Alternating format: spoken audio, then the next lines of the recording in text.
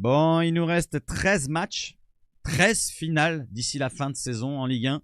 Et oui, parce qu'on n'a que la Ligue 1 jouée cette saison avec l'Olympique de Marseille. Pour 13 finales, donc 13 finales, c'est quoi? Il faut les remporter. Il faut gagner tous ces matchs-là, toutes ces rencontres-là. Ça va être compliqué d'enchaîner 13 victoires, on ne l'a jamais fait dans l'histoire. Mais pourquoi pas avec un coach qui correspond parfaitement à ce qu'on attendait, c'est-à-dire un nouveau projet avec un nouvel effectif, de nouveaux joueurs et une nouvelle concurrence avec de nouvelles exigences qui ont été mises en place par Pablo Longoria bien sûr et Mehdi Benassia. Tout ça est en lien avec la vidéo que je vous avais faite la dernière fois quand j'ai décrit un petit peu l'entretien de Mehdi Benassia. Pour ceux qui sont intéressés de voir celle-là, n'hésitez pas à regarder, ça dure 50 minutes, c'est ici. Sinon il y a d'autres contenus, n'hésitez pas à aller sur la chaîne. Et la chaîne justement qui fête quoi? Qui fête les 20K. Et oui, on vient de passer la barre des 20K. Merci à vous. Alors, j'ai rajouté la petite photo là avec le petit bisou. C'est pour vous remercier. Voilà, donc vous avez deux photos, l'une en l'autre. Voilà, donc en bleu, en blanc pour Je vous love la team. N'hésitez pas surtout à poser vos questions, n'importe quelle question sur n'importe quel sujet, que ce soit la passion olympienne ou d'autres questions sur ma vie privée. Je vous répondrai en vidéo dans une vidéo FAQ spéciale. Donc pour les 20K d'abonnés. Encore merci. Et on passe maintenant, on revient sur la concurrence qui est le sujet de la vidéo principalement. Avant d'aller sur le sujet de la vidéo, je tenais à vous montrer les notes qu'on a mis en live. Voilà, j'ai lancé un live hier avec les notes, le débrief de la rencontre. Regardez bien les notes de tous les joueurs contre Angers. Avec le 6 pour Rouli, le 6 pour Balerdi, le 6 pour Murillo, le 5,5 pour Cornelius, 6 pour Højbjerg, 7,5 pour Benasser et sa première, super Benasser. 4 pour Merlin, qui a beaucoup de difficultés. On va en parler tout à l'heure pour la concurrence. Enrique 5,5, 4,5 pour Greenwood. Un petit peu en dedans. Peut-être la naissance de son enfant qui a posé problème. On en parlera peut-être plus tard. 7,5 pour Rabiot. Très gros match. Comme Gouiri, 7,5 avec ses 2 passes décisives. De Zerbi, je lui mettrai un bon 7,5. Voilà, parce qu'on a joué comme une grande équipe, comme il a dit en conférence de presse. 6,5 pour Mopé qui a marqué un but. Et le joueur qui a été élu meilleur homme du match par la Ligue, c'est Adrien Rabiot, comme vous le voyez. Donc comme je l'ai dit, De Zerbi, il a dit, en conférence de presse, il a dit ceci. On a vraiment joué comme une très grande équipe et je suis d'accord avec lui. C'est-à-dire en mode rouleau compresseur. On prend son temps, on ne prend pas de risques. Si on n'arrive pas à passer dans un bloc bas face à nous, voilà, parce que c'est compliqué de jouer face aux équipes de Ligue 1 qui restent derrière dans la surface pratiquement ou à 20 mètres de leur but. Ils sont à 11 joueurs, c'est compliqué de passer. Il n'y a pas beaucoup d'espace. Et en début de match, ils sont tous en forme, ils sont tous à faire les efforts pour récupérer peut-être un ballon de temps en temps, parce que 80% de possession pour l'OM tout le long de la rencontre. Et en deuxième mi-temps, ça s'est débloqué, peut-être avec la fatigue, peut-être qu'il y a eu une petite espace. Et ça, c'est le lot de toutes les grandes équipes. Quand ils n'arrivent pas à trouver la solution, ils prennent leur temps. Et je trouve ça parfaitement adéquat pour le terme de grande équipe. C'est-à-dire qu'on prend son temps et on prend vraiment les espaces quand ils se créent. En seconde période, on a forcé les choses en sortant Merlin et en faisant Gouiri, en mettant Gouiri, pardon, en attaquant externe, c'est-à-dire en piston. C'est vraiment une grande performance et je suis d'accord. Donc, grande performance, on va voir maintenant pour la concurrence et ça rime, les amis. On y va tout de suite après quoi? L'introduction.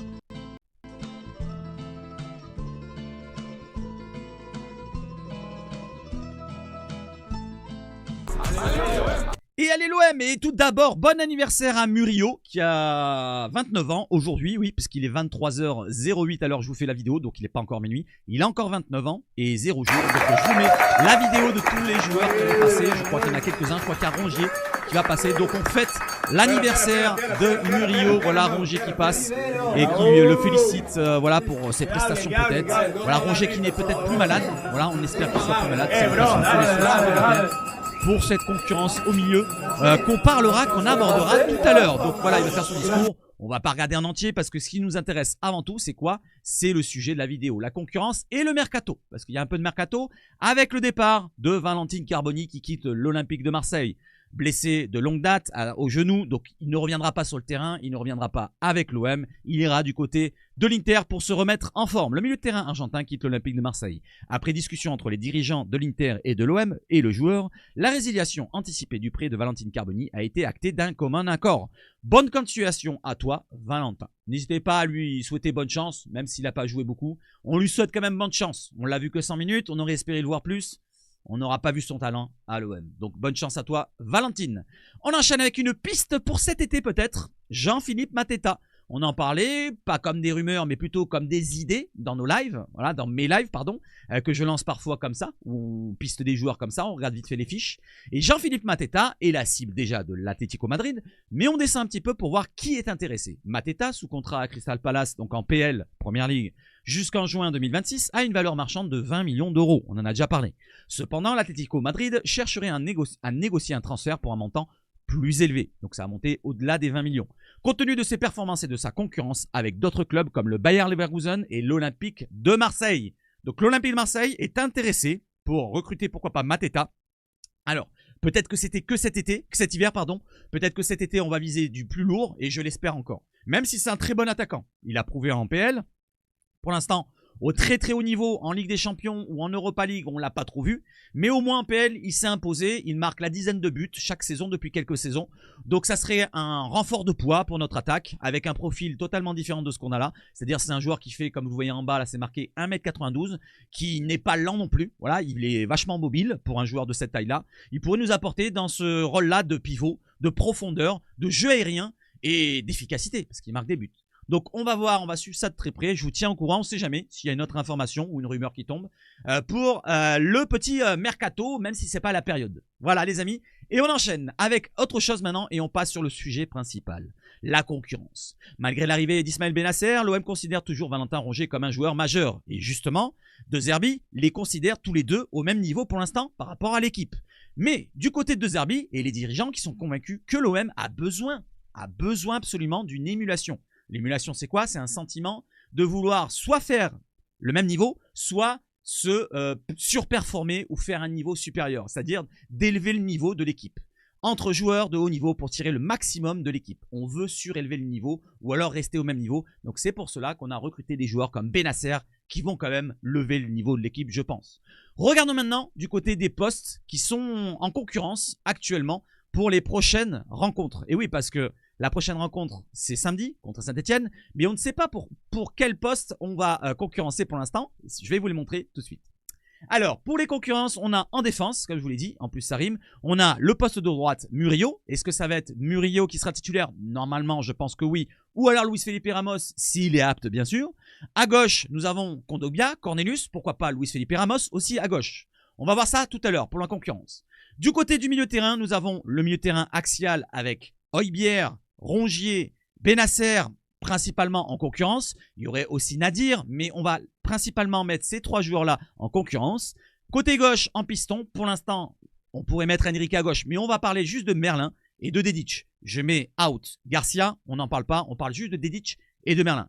Et en attaque, on va parler bien sûr de qui? De Neil Maupay et d'Amine Gouiri, notre dernière recrue en attaque. On enchaîne pour voir un petit peu les fiches des joueurs précisément, avec Ismaël Bennacer qui a déjà mis tout le monde d'accord selon la Provence. Ses 65 minutes à Angers, et je suis d'accord, pour son baptême olympien, ont été excellentes. Il a semblé aimanter tous les ballons à la récupération et a très bien distribué le jeu. Plus dans la prise de risque que Rongier, c'est vrai, avec ses 2-3 passes qui ont pris un petit peu la profondeur et dans la surface, il a joué 2-3 fois des ballons, des caviars. Je trouve qu'il joue plus avec des risques que Rongier, personnellement, qu'il a remplacé au pied levé. Le sentiment qu'on a eu, c'est qu'il était avec nous depuis 3 ans. Sa façon de jouer colle totalement avec ce que demande le coach, a déclaré Rabiot dimanche soir après la rencontre. Très prometteur pour la suite. On va parler maintenant de ses points forts et ses points faibles. Milieu complet, donc c'est un milieu totalement complet. Peut-être le jeu aérien défaillant par rapport à son profil. Il fait 1m75, 74, donc c'est par rapport surtout à son profil physique, qu'il est dans le jeu aérien peut-être battu parfois, mais dans tous les autres domaines, que ce soit dans l'engagement physique, dans la passe courte, longue, les relances à risque ou pas à risque, le jeu court, le jeu long, comme je viens de le dire, très précis, dans le tempo, la gestion du tempo, justement on va voir, on va lire, et je vous lis ça. Donc le franco-algérien est performant dans tous les domaines, très bon dans la gestion du tempo, dans le choix du jeu lourd, du jeu long, pardon, du jeu court, passe rapide, temporisation. Il a aussi l'expérience du très haut niveau, je rajouterai aussi, avec l'AC Milan. Et en bonus, il tire bien les corners. C'est vrai qu'on l'a vu tirer les corners dans la rencontre et c'était dangereux. À chaque fois qu'il le tirait, il y avait eu le but pour Balerdi qui met la main, mais c'était dangereux dans une zone au point de pénalty, parfaitement tiré pour Balerdi qui va marquer, mais c'est refusé pour la main. Derrière, il en tire un autre au second poteau dans une autre zone pour une tête. Je ne sais pas si c'est Rabiot ou Højbjerg qui va remettre de la tête dans la surface, c'est très dangereux. Donc il a cette patte gauche précise, que ce soit dans le jeu ou dans les coups de pied arrêtés. Très important d'avoir un autre tireur de corner parce qu'on n'arrivait pas jusqu'à présent à marquer sur les corners. Donc il apporte beaucoup de choses et même ce côté exigence du très haut niveau. Là, ils mettent très haut niveau, mais l'exigence très importante qu'on est en train de mettre en place au club avec Benassia qui est arrivé depuis 1 an et demi presque. Donc très important d'avoir un joueur comme ça qui nous apporte un surplus de niveau. Ses points faibles, on le sait tous. Comme ils le disent là, 32 matchs ratés en 2022-23 à cause d'une blessure au genou, 21 matchs cette saison en raison d'un mollet chancelant. L'interrogation principale sur Benasser concerne sa condition physique ou sa santé principalement. Donc voilà un petit peu le point noir, le point défaillant pour Benasser, mais il a vraiment beaucoup de points forts par rapport à qui? Par rapport à Rongier. Par rapport à Rongier, parce que je pense que ça sera la plus grande concurrence au milieu de terrain entre Rongier et Benasser. Il y a bien sûr Højbjerg que je n'oublie pas, parce que l'équipe, ils n'ont pas fait la comparaison entre Benasser, Højbjerg et Rongier. Ils ont fait juste Rongier-Benasser. Alors qu'on pourrait voir, pourquoi pas, un Rongier-Benasser au milieu de terrain. C'est pas interdit. Allez, on va voir ça justement avec maintenant du côté de Højbjerg, le taulier pour la Provence. Hormis le match contre Le Havre qu'il a raté à cause de la grippe, le Danois joue au minimum 86 minutes par rencontre. Il était sorti à Toulouse alors que l'OM menait 3-0. Très régulier malgré un coup de mou passager à l'automne, Højbjerg ne devrait pas bouger du 11 de De Zerbi, d'autant plus que contre Lyon et Angers, il a étraîné un nouveau rôle et glissé en défense centrale à la première relance, permettant à Cornelius et Murillo de devenir latéraux et de faire monter Luis, Enrique et Merlin au poste d'ailier. Ses points forts à Højbjerg, c'est quoi? Il couvre une partie du terrain impressionnante. Il est partout. Défenseur central, milieu récupérateur ou relayeur plongeant dans la surface adverse selon les séquences de jeu. Et oui, on le voit parfois plonger dans la surface. Ce que certains me disent en privé qu'il n'apporte pas offensivement, c'est faux, archi faux et totalement faux. Regardez bien l'occasion qu'on met, le but qu'on met contre Lyon. C'est qui va dans la surface pour mettre la tête en retrait pour Rabiot? C'est Højbjerg. Combien de fois il se propose dans la surface? C'est souvent Højbjerg dans la surface pour les coups de pied arrêtés ou dans les phases de jeu comme je viens de citer. Donc Højbjerg est un point important de notre équipe, peut-être à ne pas bouger. Donc ça va être plus Rongier qui sera à bouger, je pense. Je continue. Le vice-capitaine est intelligent, leader, influent, régulier, jamais blessé et agressif. Et j'ai oublié de parler de Benasser. Un des points forts aussi, c'est qu'il sera peut-être un des patrons aussi. Dans la parole comme dans les gestes. Comme Højbjerg, dans la parole comme dans les gestes. Dans les vestiaires, avant les matchs, après les matchs, à l'entraînement. Il est important. Il est important. Il est vraiment intégré, impliqué à 100% pour vraiment que l'OM réussisse. Point faible, puisqu'il faut en trouver un, il rate un but tout fait à Angers. Ouais, il a loupé cette occasion, ça peut arriver. Il pourrait aussi plus tenter sa chance en exploitant sa belle frappe de balle. Ça, c'est vraiment un point, c'est vrai, qui m'énerve un petit peu, qui commence à vraiment m'énerver. On l'a vu en début de saison face à Reims, qui a failli débloquer la situation. 2 fois, 3 fois, il frappe en dehors de la surface et ça amène du danger. Là, on le voit beaucoup moins. On le voit moins frapper de loin. On le voit pratiquement pas frapper de loin alors qu'on le sent capable de frapper de loin. Il a une grosse frappe de balle de qualité et il pourrait débloquer des situations quand on tombe contre défense, des blocs bas, ça peut faire sortir le bloc bas de défense. S'il frappe, le bloc bas va monter d'un cran pour essayer de contrer la frappe et ça pourrait créer des espaces pour nos attaquants. Donc c'est important que ce soit par la frappe ou pour débloquer des situations, pour laisser des espaces. Donc j'aimerais bien qu'il frappe Pierre-Emile Højbjerg, c'est un de ses plus gros points défaillants. Concernant Rongier, on va voir maintenant ce qu'ils en disent du côté de la Provence. Un titulaire en danger pour Valentin Rongier. Et ça rime. Il est parfaitement revenu en grâce aux yeux de Roberto De Zerbi depuis le déplacement fondateur à Lens et le passage au 3-4-2-1 après le match. Face à Auxerre, on avait perdu au domicile contre 3-1. C'est vrai qu'on est passé en 3-4-2-1 et il a été titulaire directement au milieu de terrain. Et il n'est plus bougé depuis qu'il est revenu dans ce poste, à part la maladie qu'il a eue à Angers. Mais l'histoire de Rongier à l'OM est ainsi faite, à peine conforté dans le costume du titulaire indiscutable, qu'un nouveau concurrent débarque. Son absence, pour cause de maladie dimanche à Angers, a permis à Benasser de briller pour sa première et la composition de RDZ, Roberto De Zerbi, sera particulièrement scrutée samedi contre Saint-Etienne. C'est vrai qu'il n'a pas de chance, hein. Rongier, à chaque fois qu'il arrive à s'imposer, il y a toujours un nouveau coach qui va ne pas avoir confiance en lui au début et après il va reprendre sa place. Un nouveau coach et pareil, ça reprend. Et là, il est malade quand il y a un nouveau joueur qui arrive. En plus, Benasser, c'est très haut niveau. Ça aurait été un joueur, allez, juste pour la rotation, qui n'a pas le même niveau qu'un Benasser, il aurait pu se dire, bon, allez, c'est pas grave, je reviens en forme ici et là. Mais là, il va peut-être, je ne vais pas dire qu'il va avoir du doute, mais quand même, attention. Attention que pour la première fois de sa carrière, il ne doute pas. Parce que là, c'est quand même du très haut niveau qui vient d'arriver. En parlant de Benasser, c'est pas un joueur de Ligue 1 qui est habituel. C'est un joueur de Champions League, les amis. Je continue. Point fort, il est le géomètre de l'équipe selon son entraîneur. Quand il joue, il assume la relance avec brio en compagnie de Balerdi, Geronimo Rulli et Højbjerg. Régulateur, non pardon, oui c'est un régulateur. Récupérateur des ballons et sauve son équipe quand il le peut, comme face à Cherki contre Lyon. Il reste l'un des meilleurs milieux de terrain de Ligue 1 et peut éventuellement dépanner en défense centrale, voire en latéral droit. Et là, c'est très important de souligner un truc ici. Là, cette phrase-là, enfin cette partie de la phrase, l'un des meilleurs milieux de Ligue 1, et je suis totalement d'accord. Je pense que vous êtes tous d'accord. N'hésitez pas à me dire dans les commentaires. Vous êtes d'accord avec moi, d'accord avec la Provence, l'un des meilleurs milieux de Ligue 1, je pense qu'on est d'accord. Par contre, quand le niveau va surélever, là en Ligue des Champions, je passe pour l'année prochaine, parce que là, on parle de la fin de saison, pourquoi pas? On a Benasser, mais l'année prochaine, il faudra penser, voire à mettre remplaçant directement Rongier. S'il est encore là, je pense que Benasser ne bougera pas de la place de titulaire. Et Højbjerg, ça sera pareil à mon goût. Je pense que les deux passent devant. J'ai rien contre Rongier, mais je pense qu'il est un cran en dessous en termes de standing. Voilà, en standing, ça parle. Dans le football, ça parle. Regardez les joueurs qui sont arrivés de standing très haut niveau. Que ce soit les Rabiot, que ce soit les Højbjerg, que ce soit même Benasser en une seule rencontre, 65 minutes. Regardez le temps qu'ils ont mis pour s'adapter au contexte marseillais qui est super compliqué et qui sont adaptés et qui se sont imposés. Højbjerg directement, il s'est imposé. Rabiot pratiquement directement.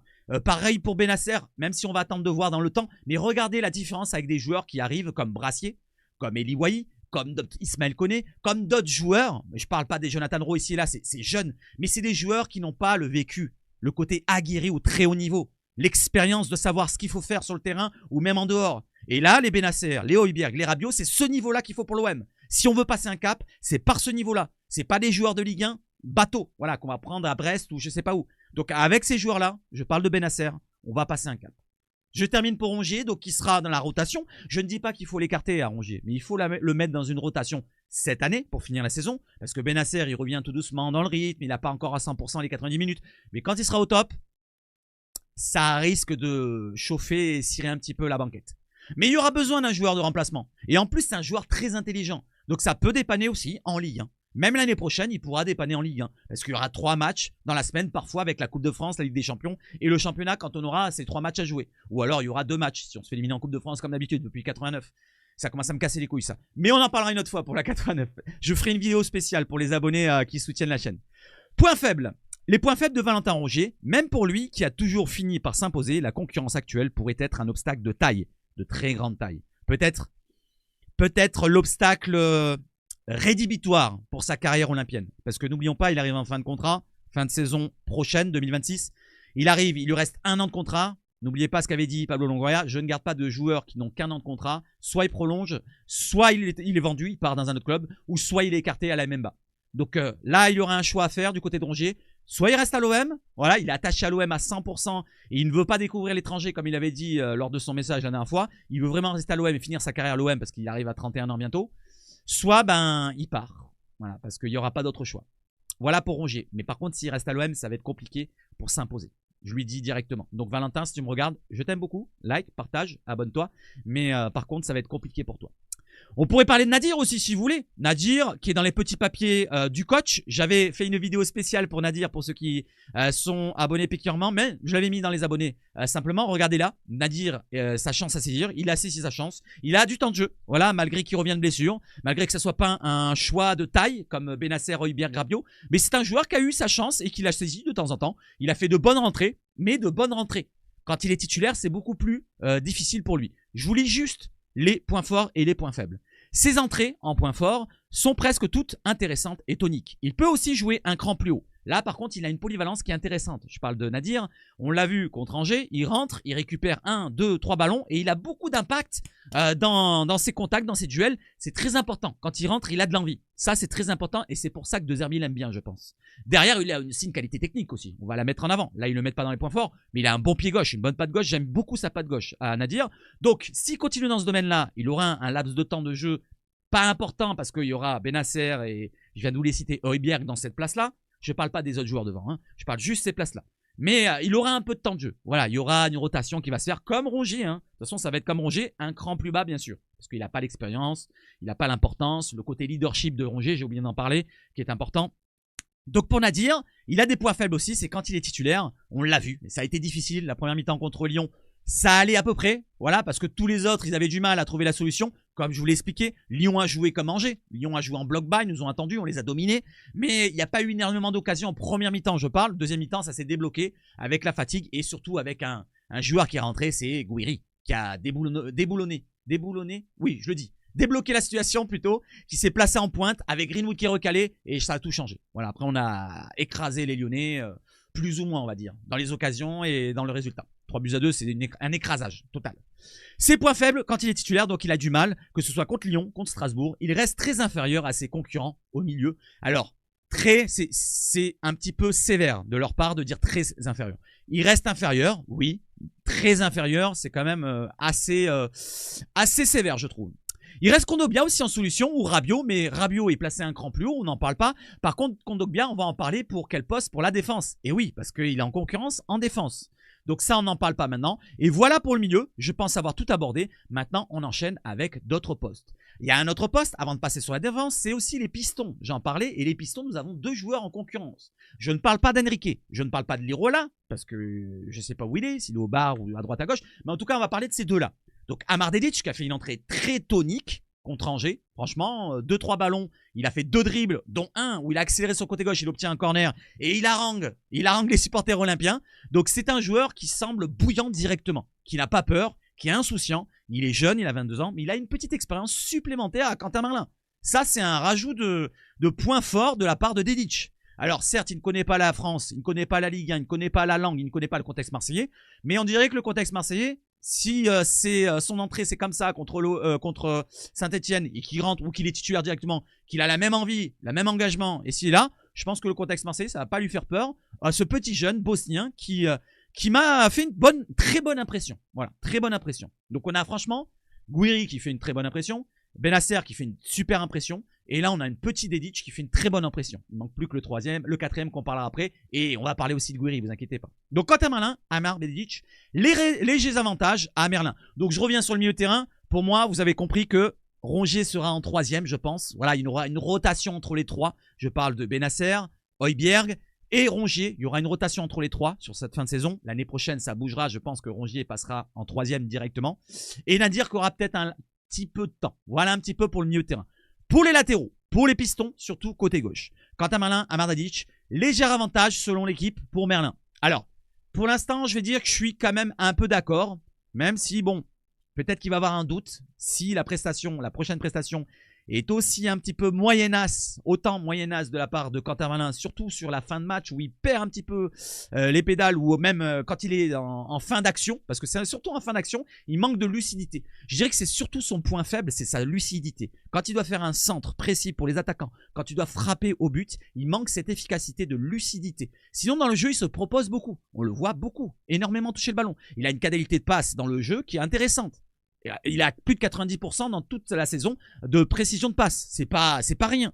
C'est juste qu'il manque cette lucidité qu'on attend dans la surface, en dehors de la surface, quand il fait des centres ou quand il frappe au but. L'occasion qui manque contre Angers. Alors, j'ai pas la photo là, mais vous voyez laquelle que je veux dire. Il y a le but qui est ouvert, sans déconner. T'es à 2-3 mètres du but, sur ton bon pied. Tu peux pas le louper, ça. Surtout qu'il y a 0-0. Là, tu débloques la situation. Bon, c'est pour ceci qu'on va parler un petit peu de ça. À gauche, Quentin Merlin semble avoir repoussé les menaces d'Ulysse Garcia. Oui, Ulysse Garcia, on n'en parle pas. Son principal concurrent jusque-là. Après quelques matchs partagés, l'ancien Nantais s'est accaparé le poste de piston gauche au cours des dernières semaines. S'il a bien entendu le message d'exigence de son coach à l'automne, à la différence de certains de ses jeunes coéquipiers, partis depuis, comme Ismaël Koné, pas assez exigeant, Guillaume Brassier, le mental un peu défaillant, il est encore victime d'un déchet technique trop important dans le style réclamé par son entraîneur. C'est exactement ça, le déchet technique, surtout au dernier moment, voilà, dans les derniers gestes. Le dernier geste qui manque de précision. Un style plus percutant. On va parler maintenant d'Amar Dedić. Le recrutement d'Amar Dedić inscrit d'ailleurs dans une volonté des dirigeants d'augmenter la concurrence au poste de piston dans le 3-4-2-1 ou 3-4-3 olympien. L'international bosnien peut justement jouer indifféremment à droite comme à gauche, même s'il a une petite préférence pour le côté droit, celui de son beau pied à Angers, le défenseur de 22 ans est malgré tout entré en jeu dans le couloir gauche et ses premières minutes ont été très toniques. Moins connu du staff technique que les autres recrues hivernales, le latéral polyvalent avait déjà séduit en entraînement en fin de semaine dernière pour ses premières séances à la commanderie. Donc il n'a pas peur, le petit vient d'arriver, il impressionne déjà l'entraînement, que ce soit le staff de Zerbi, et il rentre en cours de jeu, il impressionne même nous supporters et tout le monde. Avec son style plus percutant que Quentin Merlin, peut-il renverser la hiérarchie? C'est la question, je vous la pose aussi. Sa faculté à intégrer les préceptes du jeu de position de son nouvel entraîneur et à inscrire dans le même tempo que l'équipe sera essentielle dans cette optique. Maintenant, il y aura l'adaptation, à voir s'il s'adapte très vite. qui est à mettre en avant. Voilà pour Quentin Malin et donc le petit Amar Dedic. Je vais donner un court avantage à Quentin Malin pour le prochain match. Mais si on se représente sur la même voilà, physionomie et le même scénario de rencontre OM Saint-Etienne avec Quentin Malin qui manque cette précision et cette justesse au dernier geste, je pense qu'il va assez vite prendre sa place. Je parle d'Amar Dedic. Déjà en deuxième mi-temps, il rentrera. Déjà, il rentrera quoi qu'il arrive, je pense, pour faire un petit peu tourner. Et si vraiment il impressionne, comme il a impressionné en fin de match contre Angers, je pense que Dedic sera amené à être titulaire dans pas très longtemps. Voilà, ça c'est mon avis pour le rôle de piston. Passons maintenant sur Luis Felipe Ramos. Vous vous en souvenez, pendant le live que j'avais fait avec Anthony, un très bon live, si vous voulez regarder, c'était il y a 4-5 jours, le live où on débrief, où on débat sur la fin du mercato, n'hésitez pas à le regarder. Et on a parlé, on a abordé ce sujet-là, Luis Felipe Ramos. On a abordé tous les sujets, Amine Gouiri, Benasser et le jeune Amar Dedic. Mais Luis Felipe Ramos, pour l'instant, c'est un renfort défensif, mais on ne l'a pas vu sur le terrain. Une expérience d'Europe, mais on ne l'a pas vu sur le terrain. Il parle italien, mais on ne l'a pas vu non plus sur le terrain. Il arrive libre, on ne l'a pas vu sur le terrain. Je rajouterai à chaque fois ça. Il prépare la saison prochaine, on ne l'a pas vu sur le terrain. La bonne relance, et si là, le jeu aérien, le côté apport technique en défense. Oui, mais on ne l'a pas vu sur le terrain. Pour l'instant, il n'y a pas d'assurance qu'il peut apporter non plus, puisqu'on ne l'a pas vu sur le terrain. Je ne sais pas où il en est, point de vue conditions physiques, mais apparemment, il est arrivé avec un surpoids, de ce que j'ai entendu à droite à gauche. Pour l'instant, il est en train de se remettre en forme. Est-ce qu'il va être apte à jouer ce samedi? Je ne sais pas encore. On va suivre ça maintenant. Du côté des moins, conditions physiques, je viens d'en parler. Manque de rythme, je viens d'en parler. Adaptation sans connaître la Ligue 1 et Marseille. Le contexte marseillais, principalement, voilà, c'est la première donnée que je donne avant tout autre. Et ben, il ne connaît pas non plus. Et un salaire qui peut être important aussi pour Benasser. On peut le mettre en avant. Il aura un gros salaire, à mon avis, l'année prochaine. Ça va être un énorme salaire. Mais ça, c'est pas très important. C'est pas mon argent. Ce qui m'importe, c'est le niveau sur le terrain. Et on va voir avec qui il va être en concurrence. Alors, j'ai mis 4 joueurs. Il y a à gauche Murillo, il y a Cornelius, il y a Luis Felipe qui est toujours en tenue d'entraînement et Kondogbia. Voilà, 4 joueurs pour 2 postes. Comme je vous l'ai montré dans la composition d'équipe au début, je vous la remontre vite fait. Elle est où? Elle est là. Voilà, vous avez les 2 joueurs à côté de Balerdi. Donc Balerdi titulaire, capitaine, ça ne bouge pas dans l'axe. Il peut jouer peut-être dans un autre poste, à gauche ou à droite Balerdi, mais je le laisse dans l'axe, dans le poste où il est depuis le début de saison. C'est vraiment notre patron de la défense. Derrière, dans l'axe, il touche 150 ballons par match minimum, donc on va le laisser à sa place. À droite, nous avons Murillo, habituellement. Et à gauche, nous avons, normalement, quand il est apte, c'est Kondogbia qui est titulaire. Là, actuellement, c'est Cornelius, mais quand il est apte, c'est Kondogbia. Donc, soit un Felipe qui rentrerait en concurrence avec côté gauche Cornelius, Kondogbia, soit côté droit Murillo, et c'est tout. Pour l'instant, on n'a qu'un joueur à droite, c'est Murillo. À moins, comme je viens de le citer, on enlève Balerdi de l'axe, mais je ne pense pas que De Zerbi fera ça. Donc moi, c'est pour ça que je ne vois pas Luis Felipe à gauche. Certains disent, ouais, mais il va jouer à gauche comme la Lazio ici et là. Moi, je le vois plutôt aller ici. Je vois plutôt aller ici, Luis Felipe Ramos. Si on imagine la chose, on a 2 gauchers à gauche, c'est logique, même si en défense, au milieu de terrain, pardon, il veut mettre un gaucher ici et un droitier de l'autre côté. Mais là, c'est pas pareil. C'est la défense, c'est la relance de derrière. Donc, on va mettre Cornelius ou Kondogbia à gauche. Donc, par exemple, je vous fais la compo. Donc, Kondogbia, on le mettrait ici. Allez, Kondogbia, il serait titulaire quand il sera apte. Hein. Je parle que s'il est apte, il était dans le groupe et il est rentré en fin de match contre Angers. Donc, si normalement il est apte, un peu plus de temps de jeu, il va en avoir contre Saint-Etienne, je pense qu'il pourrait être titulaire. Donc, on va mettre ça titulaire. À droite, pour l'instant, c'est Murillo qui serait titulaire. Je le mets. Murillo qui fait de bonnes prestations malgré que ça ne soit pas vraiment un joueur de central. Mais il fait quand même de bonnes prestations, voire de très bonnes, des fois des moyennes, mais il est quand même dans une bonne saison. Maintenant, regardez, si vous avez en concurrence Luis Felipe Ramos ou Cornelius, Cornelius sera en concurrence, comme je vous l'ai dit, avec Kondogbia, et à droite, vous pourrez voir ici Luis Felipe. Donc, si on change et qu'on met le nouveau joueur qui nous arrive, ça serait comme ça. Voilà, ça serait comme ça notre prochaine compo à voir peut-être dans les prochaines rencontres. Si Murillo est en concurrence, bien sûr, avec Felipe. Pour l'instant, c'est Murillo qui est titulaire. Donc, on va laisser Murillo et on va le remettre tout de suite, voilà, pour lui donner un petit peu de confiance. Surtout, c'est son anniversaire. Bon anniversaire encore à toi. Au milieu de terrain, donc comme je vous l'ai dit, donc ça sera Benasser côté droit et pas côté gauche, malgré qu'il soit gaucher. Et côté gauche, pour l'instant, je pense que ça serait Højbjerg. Voilà, si on ne touche pas, franchement, l'équipe qu'on a vue contre Angers. Côté gauche, alors là, il y a un doute. Je pense, comme je vous l'ai dit, il y a un petit avantage pour Quentin Merlin. Donc, on va remettre Quentin Voilà. Et devant, logiquement, on va voir maintenant pour le dernier duel entre l'attaquant Neil Maupay et l'attaquant Amine Gouiri. Voilà. Donc, on va voir maintenant. Et c'est un avantage pour Gouiri selon l'équipe. Et là, je suis d'accord. Voilà, Neal Maupay était moins bien, il avait un virus dernièrement, en janvier, il a eu un virus, donc c'est pour ça que physiquement, il tenait peut-être pas le coup et il n'arrivait pas à se projeter dans la surface, il n'arrivait pas à être en bonne position pour frapper, il n'avait pas frappé depuis 4 rencontres quand même, et là il frappe pour la première fois avec le caviar de Gouiri qui lui donne et il marque au but, c'est parfait. Comme ça, on a un titulaire, Amine Gouiri, qui est en pleine bourre, il arrive, il fait 3 passes décisives en 2 matchs, et on a un remplaçant qui est en confiance puisqu'il marque un but. Tout est parfait dans le monde de Roberto et ses amis. La vie d'avancante numéro 1 à l'Olympique de Marseille ressemble parfois à un sacrifice, à ouvrir les espaces et à prendre les coups pour les autres, à presser l'adversaire sans calculer ou jouer dos au but quand il vaut mieux être en face pour marquer. Titularisé pour la première fois depuis son arrivée à l'OM, en janvier, Amine Gouiri, 24 ans, en a peut-être eu un condensé face à Angers, dimanche. En pointe, il s'est démené, cherchant les intervalles et remisant le plus proprement possible pour ses coéquipiers. C'est finalement au moment où il a glissé au poste de piston gauche qu'il s'est montré efficace avec 2 passes décisives, la deuxième pour son principal concurrent, Neal Maupay. Alors moi je vais vous dire aussi, ça vient en lien à la performance de Greenwood. Parce que quand Neal Maupay est rentré, Neal Maupay est venu un peu plus haut, voilà, il est venu dans l'axe, il a pris la place de Gouiri, et Gouiri est passé à gauche à la place de Merlin. Ça a permis d'avoir une vraie pointe supplémentaire parce que Gouiri, après, il s'est positionné aussi en attaque. Il n'est pas resté que sur le côté gauche. Et quand on l'a vu attaquer, il y avait Gouiri et Maupay à ses côtés. C'était pas Greenwood qui était, je sais pas où, parce que Greenwood était moins bien dans cette prestation. Normalement, ça aurait dû être, en début de match, un Gouiri, j'enlève Maupay, Merlin, je le laisse à gauche, et Greenwood qui aurait été à droite. Mais Greenwood, il a toujours été en retard. Mis à part sur cette occasion, il aurait pu avoir le ballon de but. Mais vous voyez ce que je veux dire? Par rapport à la performance de Greenwood, ça a débloqué une situation d'avoir un nouveau apport offensif. Donc Neal Maupay a apporté un peu plus quand même. Un international polyvalent, recruté comme numéro 2 cet été, derrière Eli Wahi, l'ancien niçois a fini par renverser la hiérarchie avant le départ de son jeune coéquipier pour l'Allemagne, en parlant d'Eli Wahi. Mais il a découvert lui aussi la difficulté de la tâche avec l'étiquette de titulaire sur le maillot, même s'il a été touché par un virus en janvier. Et oui, je parle de Maupay. Redevenu doublure, il a signé son 4e but de la saison en championnat face au SCO en sortant du banc. Pour la première fois, surtout, il a évolué sur le terrain en même temps que l'autre attaquant de l'effectif, Gouiri en l'occurrence, et en concurrence aussi pour le futur. Et l'association a été prometteuse.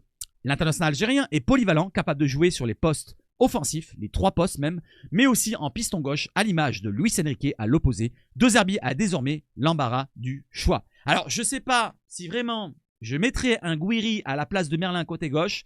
Je sais pas ce que vous en pensez. Je vous montre vite fait la compo que ça donnerait avec Gouiri en poste de piston gauche. Mais je préfère quand même le laisser dans les 3 postes de devant. Alors je vous remontre vite fait. Donc ce qui veut dire du côté de l'équipe, c'est qu'on mettrait Gouiri ici à la place de Merlin. Est-ce que vous pensez que c'est vraiment adapté à lui? Voilà, Gouiri ici. Voilà. Est-ce que vous pensez que Gouiri à gauche, ça peut le faire? Moi franchement, je le verrais plutôt un cran plus haut, soit à la place de Rabiot quand on joue en 3-4. Alors là, j'ai mis un 3-4-1-2 parce que Rabiot, il se retrouve presque en meneur de jeu sur le match contre Angers. Greenwood, il était un cran plus haut et bon, il était absent, mais bon, il était un cran plus haut. Donc ce qu'on va voir pour le prochain match, je crois que ça sera plutôt un 3-4-1-2 ou un 3-4-2-1. C'est pas bien grave. Voilà, la formation va bouger. C'est pas grave, le dispositif, c'est pas parce que je vous montre ça que ça bougera pas dans tous les sens. Donc Gouiri en termes de piston, non. Par contre, dans les 3 rôles de devant, que ce soit à la place de Rabiot, à la place de Greenwood ou là, la place où il doit être, je pense que c'est sa place. Et justement, je vous montre la compo en entier. Normalement, on aurait, logiquement, 7 compos. Voilà, que je vous télécharge pour que vous voyez en plus gros contre Saint-Etienne. Voilà, la compo probable à venir pour le match contre Saint-Etienne ce samedi. Ça devrait être celle-ci. Si Kondogbia est revenu à fond, à 100%, Murillo, normalement, devrait être titulaire parce que même si Luis Felipe revient, je pense pas qu'il rentre directement titulaire contre Saint-Etienne. Enrique à droite, Merlin à gauche. Alors Merlin, pourquoi? Parce qu'il a un petit avantage, l'expérience olympienne, il la connaît quand même. Il connaît De Zerbi un peu plus longtemps que Dedic qui vient d'arriver. Donc on va laisser un petit peu l'as de temps, je pense, du côté de De Zerbi. Le milieu de terrain, j'ai un petit doute entre Benasser et Rongier, mais je vais mettre quand même un avantage à Benasser pour sa forme physique, qui est déjà prêt à jouer et très important dans le rôle où il aura à jouer dorénavant. Et Rongier peut-être encore un petit peu faiblard. Je ne sais pas ce qu'il a comme condition physique maintenant par rapport à sa petite maladie. Donc je vais mettre Benasser titulaire. Rongier rentrera en cours de match, il n'y a pas de souci. Rabiot en termes de créateur offensif, joueur libre dans le milieu de terrain comme je vous l'ai montré. Pour ceux qui ne l'avaient pas vu dans le live qu'on avait fait ensemble, un live franchement très très sympa où on a vraiment décrit toutes les zones des joueurs et vraiment on voit la complémentarité de tous les joueurs. Dans les zones de chaleur, on voit qu'Enrique a la même zone de chaleur qui correspond à cette zone-là, à Merlin de l'autre côté. Je ne peux pas vous montrer, j'ai pas le bras assez long. De l'autre côté, on a la même zone de chaleur qui correspond vraiment à la complémentarité dans le terrain. Pareil pour Benasser, Højbjerg au milieu de terrain. Pareil pour Kondogbia et Murillo. C'était Cornelius titulaire Asco d'Angers, mais c'était la même chose. Vraiment complémentaire. Le jeu de De Zerbi est mis en place et on se retrouve à jouer comme une très grande équipe, comme il a dit De Zerbi. Voilà un petit peu la compo. N'hésitez pas à me dire ce que vous en pensez. Gouiri, bien sûr, titulaire. Il a un petit avantage maintenant avec Mopé. Et Greenwood, ça ne bouge pas en espérant qu'il marque son 14, 15e, 16e but pour espérer revenir en premier buteur et que ça lui donne confiance un peu plus. Voilà les amis, je pense avoir tout abordé avec vous. Je pense qu'il y a autre chose à aborder avec vous. C'est quoi? C'est l'arbitrage. J'allais oublier d'en parler. Et je vous montre qui sera l'arbitre ce samedi. Ça sera Monsieur Abdelatif. Ah, vous voyez pas son nom en entier, mais c'est pas grave. C'est Abdelatif Keradji de son nom. Arbitre Marseille-Saint-Etienne. Match OM arbitré, il y a un S à match, mais il n'y en a qu'un seul qui a été arbitré par cet arbitre-là. Un seul dans son histoire, un seul dans sa carrière, avec une victoire face à Rennes lors du match en janvier où on avait reçu... Alors les cartons c'est faux, faites pas attention aux cartons, j'ai oublié de les mettre à jour, c'est pas grave. Où on avait reçu un penalty. Vous vous souvenez de ça, ce penalty avec la main de Murillo? Voilà, Murillo c'est son adversaire, donc je parle beaucoup de Murillo. Mais ce penalty qui a été très sévère à l'encontre de l'OM. Mais malgré tout, bon, on avait un gardien Goth. Voilà, gardien Goth, c'est qui? C'est monsieur Geronimo Rulli. Voilà les amis, je pense avoir abordé tout avec vous. Le petit classement si vous voulez le voir. Donc l'OM qui est toujours deuxième, ça ne bouge pas. Il n'y a pas eu de match en Ligue 1, malgré les matchs en Champions League. Voilà, on va pas en parler. Voilà les amigos. Je vous souhaite maintenant de passer une excellente soirée. N'hésitez pas à donner de la force à la chaîne, qu'on atteigne maintenant les 30 000, pourquoi pas. N'oubliez pas, donnez de la force à la chaîne et posez vos questions. Posez vos questions sous le post. Et je vous remercie fortement pour tous les messages que je vous ai envoyés, que ce soit les merci, et si là, tu le mérites, ici là. Je vous remercie fortement. Donc, gros bisous à vous, bonne soirée à vous et posez vos questions. Posez vos questions, très important. Comme ça, je vous ferai une vidéo d'ici quelques semaines ou peut-être un mois. Voilà, je prends mon temps, je prends les bonnes questions et je répondrai très proprement avec peut-être des images, peut-être ci, peut-être là, on verra bien comment je le ferai. Voilà les amis, je vous souhaite de passer une excellente soirée encore une fois. Vive le foot chez Sabache Foot et surtout, je cherche l'alerte, elle est là. Allez l'OM!